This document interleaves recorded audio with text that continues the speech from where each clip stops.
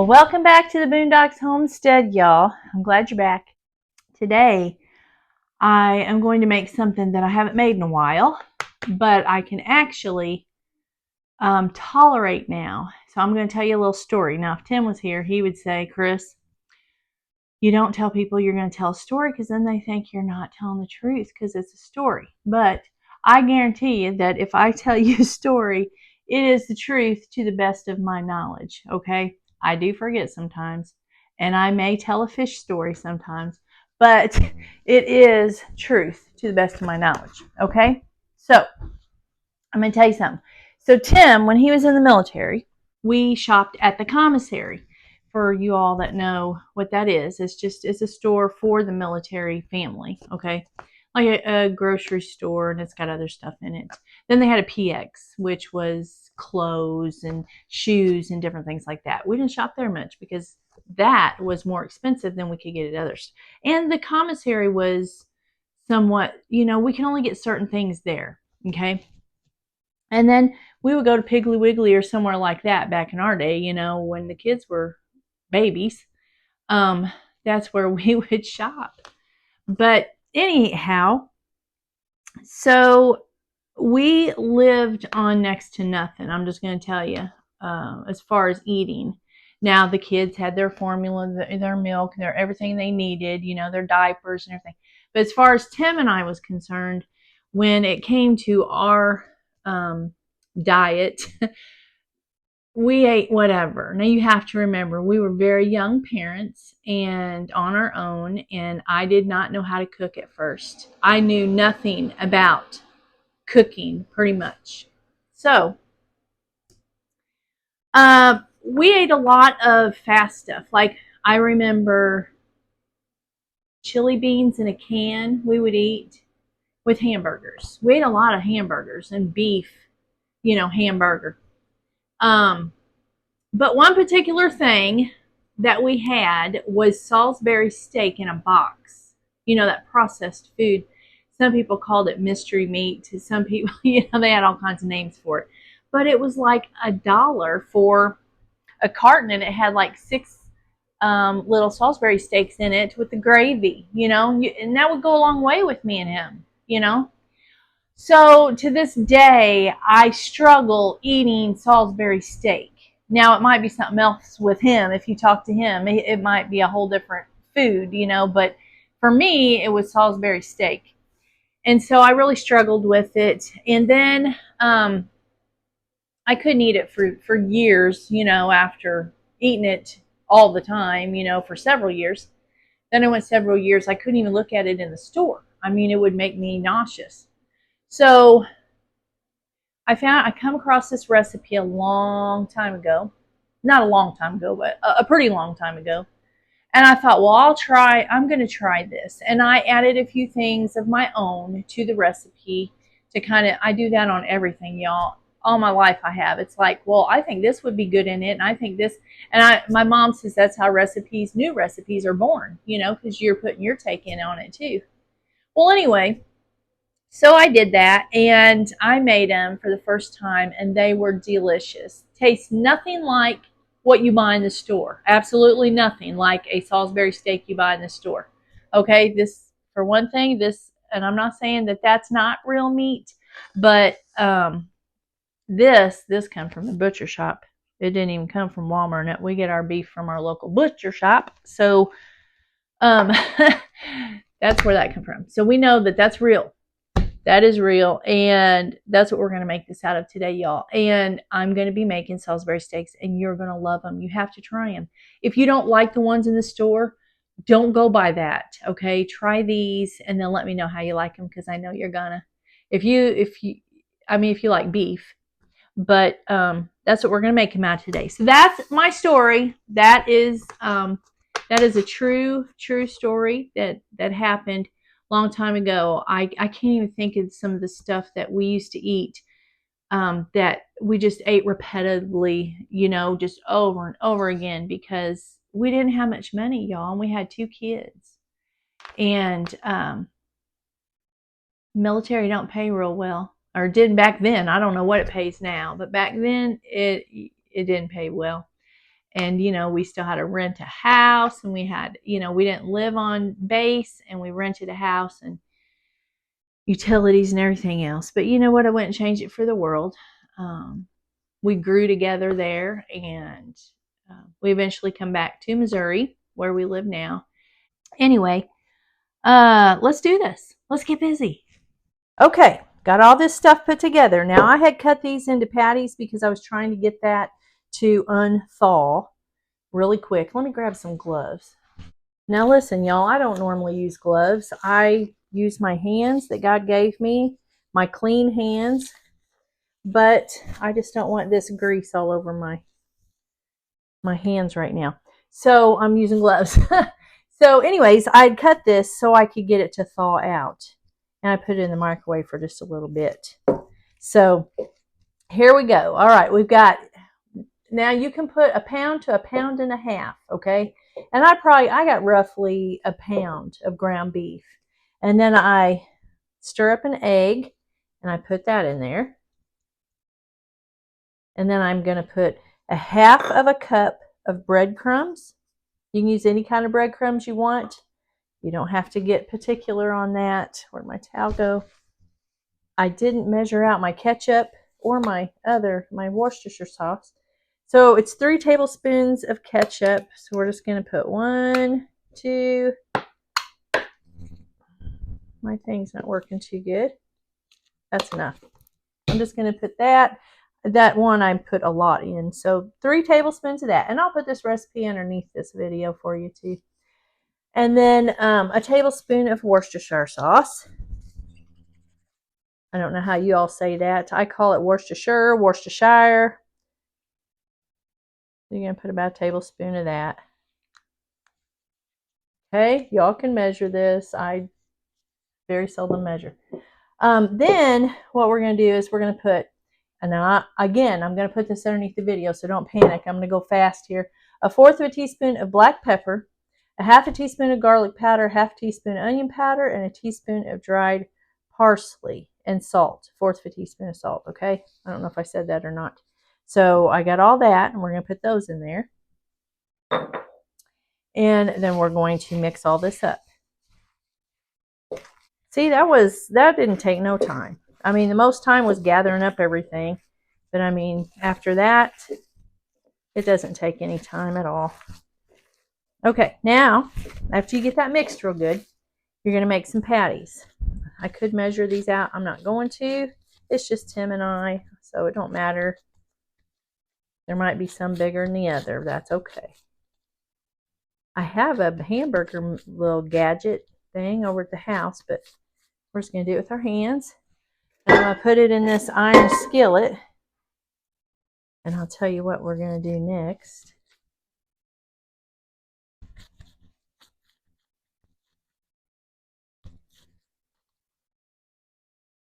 All right. Now we're going to put this on the stove. And I'm going to brown both sides. Okay. Okay, we're going to brown these until a crust gets on each side. We're not going to cook them all the way through. Listen, no, do not cook them all the way through. Okay, we just want a crust on both sides of this, and then we're going to take them out of this pan. All right.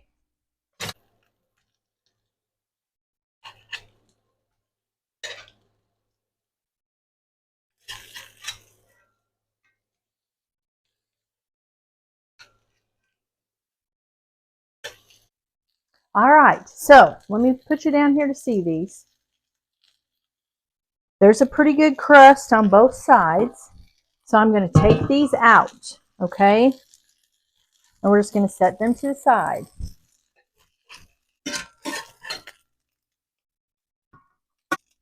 Now we're going to add the onion and the garlic. Okay, so you got a teaspoon of garlic. Turn this down a little bit. I don't have much grease in here, any fat in here, because of it being really lean beef. Okay, so then I put like a 1/4 of a big onion in there. Let me get a little bit of butter. There we go. Try that. You're going to do this for about 5 minutes till your onions become translucent, okay?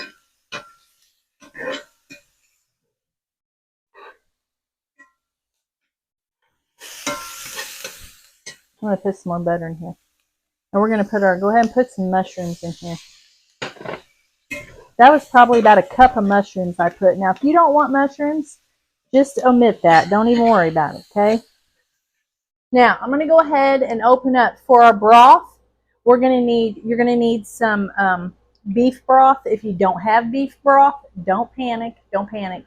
Use chicken, use veggie, or whatever. And then if you've got any beef bouillon or beef paste or this stuff, I buy this at Walmart. It's powder, just any kind of a beef base, okay? And add it to your stuff and you'll be just fine. I canned this. This is my veggie stock. And I have some venison broth, but I couldn't find it. If you all have been in my pantry with me, you know why I couldn't find it. Because it's just, I have got so much stuff canned. I didn't time this. We've probably been doing about 3 minutes. We'll go about 3 more. Maybe not quite 3. It's anywhere from 5 to 7 minutes. And then we're going to put this in. So I'm going to go ahead and I'm going to mix up this broth. So there's about two cups of broth. And you do 2 level teaspoons. This is a tablespoon. So we're going to do like 1. That was to 1 cup. 2 teaspoons to 1 cup. So we're going to do 4 of these. Okay. And I'm going to pour this in here. Perfect. Look at that. Now I have beef broth. I didn't have you down there where you could see it, but you knew what I was doing. You seen what I was doing. Now I've got beef broth. Easy peasy, y'all. My onions are just almost there. We'll let it go just another minute or 2. Okay, I'm going to put in 3 tablespoons of butter. Okay, y'all? 3 tablespoons. And I had to put a little bit in the beginning because I didn't have much fat in my beef. So I had to have a little bit to do up these vegetables. And just melt that around in there. Okay. Turn that up a little bit again. Let's see if this will work. I gotta find a lid. All my glass lids, yeah, that'll work. All my glass lids are over at the house, and we're gonna have to cover this up. So I don't want to run back over there.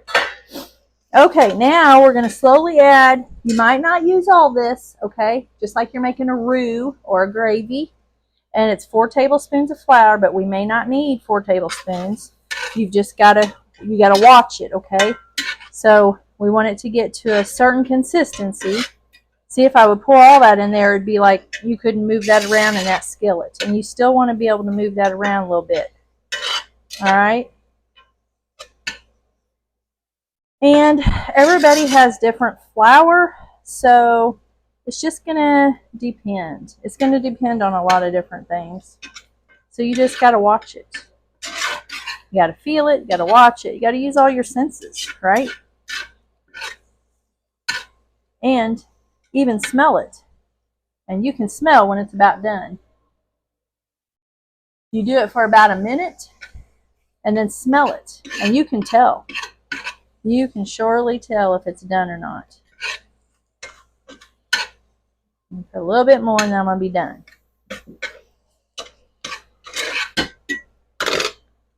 And get ready to add our broth.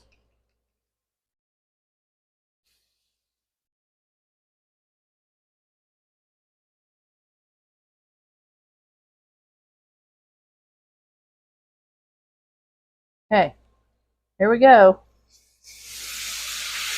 Put in a little bit, stir, put in a little bit, put in a little bit more. Okay. Look at that gravy.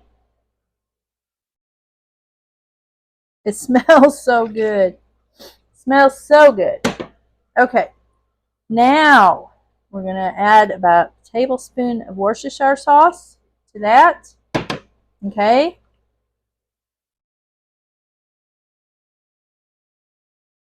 Like that. Now, I'm going to put these patties back in here. Now, the reason you don't cook them all the way through is because they're going to be in here cooking for 45 minutes, y'all. And your burgers will be done, or your Salisbury steak, I'm sorry, will be done. Okay? Get that real good on that side, and then we're going to turn them over. Have a bunch of that stuff on that side. Now, you don't want to mess with them a lot because, not at first, because they might fall apart. Okay? Now I'm going to turn them down low, simmer kind of, and we're going to cover them up. All right, I'm going to clean up the kitchen, and I'm going to bring you back when I get done with these. This kitchen smells amazing. Amazing. I can't tell you. You got to try these, okay? So let me clean up the kitchen. When these get done, I'll be right back. I'm pretty sure it's 40 to 45 minutes. Occasionally, it says halfway through, okay? Halfway through. That's why I said don't fool with them till at least they've been cooking 20 minutes. Then you can flip them again, okay? And just keep them basted so they stay moist in there, all right? And then I'll be back with you here in a little bit, and I'll show you what they look like. Don't go nowhere. We're halfway through. Look at that, would you? We're going to turn them. I need something to... Can't use my finger in that hot gravy.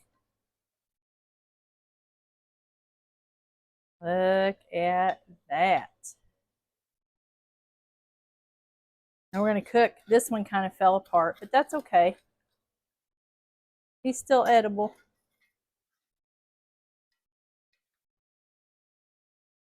Looky there. That one kind of cracked a little. Put a little gravy up there. I spilt some on the stove. I'll get it in a minute. Now we're going to go 20 more minutes, y'all. We're done. We're done. We're done. I got water everywhere. I got hamburger all over my pot lifter. Okay, this one, let me get a spatula.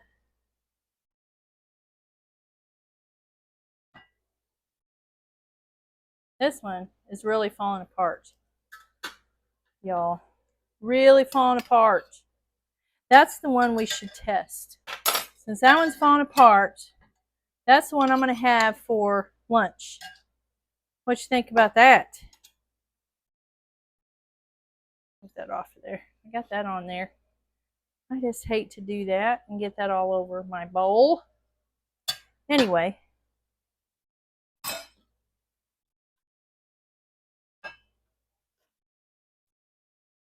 There's one. There's 2. 3. And 4. Now, I'll tell you what I'm going to do. Turn the fire off for one thing, and then I'm going to take this gravy because now listen, I'm going to fix some mashed potatoes tonight, probably some corn on the cob out of our garden, and I don't know what else. That's sticking to the bottom of there. And no, that won't take nothing to clean up in that iron skillet. Not a thing. I love my iron, my cast iron, you guys. I don't love it, but you know what I mean. I enjoy it. I like it. I wouldn't have nothing else. Okay. There's that. Get off of that fire. Okay. I'm tired and I'm hot. And I've got the air going over here. Here's your Salisbury steaks, your homemade Salisbury steaks. Now, if you're saying, "Oh, I don't do Salisbury steaks." You better try this. You really better try this. This is the one that fell apart, kind of. So this is the one we're gonna eat. All right. It's so good. Now, when you got I like to put it on top of a piece of bread, homemade bread, and then I like to put that gravy over the top of it, and then have mashed potatoes with a little gravy, right? And then they're good left over too. They're good left over. And then, your sides. We've got some broccoli salad left over. Let's try it. Hot. Mmm, that is good. Ooh, hot.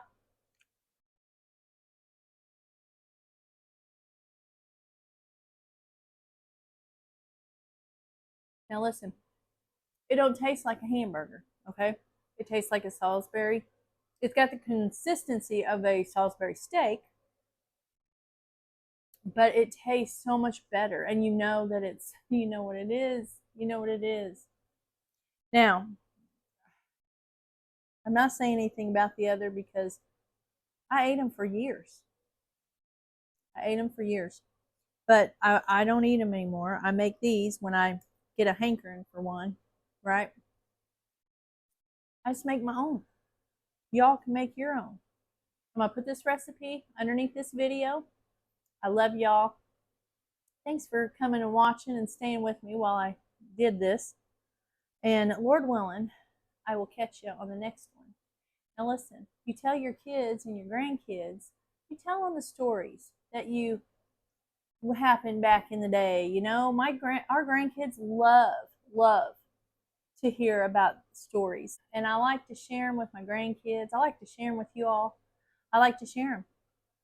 So maybe I'll have one next time. I don't know, but I'll sure share it if I can think about it. All right? Love you guys, and Lord willing, I'll catch you on the next one. Here's my skillet. I just wanted to show you. Don't let that intimidate you. Stuff sticking on your pans. All I did was take a little scraper that I have, a little plastic scraper. I scraped that off, rinsed it off, no soap, just water, and then I dried it real good, and then I put some olive oil on it, just like new. Y'all need to get you some cast iron now.